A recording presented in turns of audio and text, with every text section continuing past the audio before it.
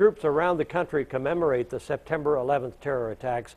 Some local musicians are honoring the fallen through their song. It is a concert that's been held each September 11th for the past 10 years. News 10's Joe Ostrowski and photojournalist Tony Casasilla tell us the story of this musical tradition born of tragedy.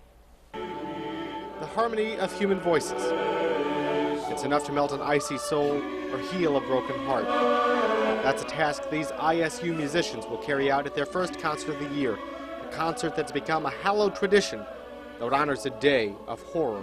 6 folks from my hometown got killed that day in the World Trade Center. I grew up 15 miles from Manhattan. I grew up in New Jersey. I spent my whole life in New York City. If choral director Scott Buchanan remembers that day, so do his students. I just remember everyone being really uneasy for the first couple of days. I think everyone was confused. But then it seemed like everybody just sort of joined together. People were really, thinking after that. And in middle school, that's kind of remarkable. But even vivid memories fade. America might have been starting to forget, sort of, because things were sort of getting back to normal, whatever normal was.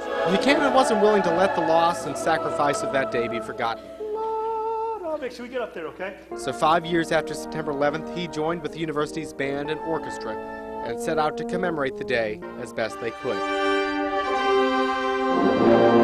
The choirs and the bands hadn't really worked together too much. We thought it'd be a good idea if we collaborated on something. And so they did, to good reviews. The concert continued each year since, each time gaining new attention and drawing renewed emotion.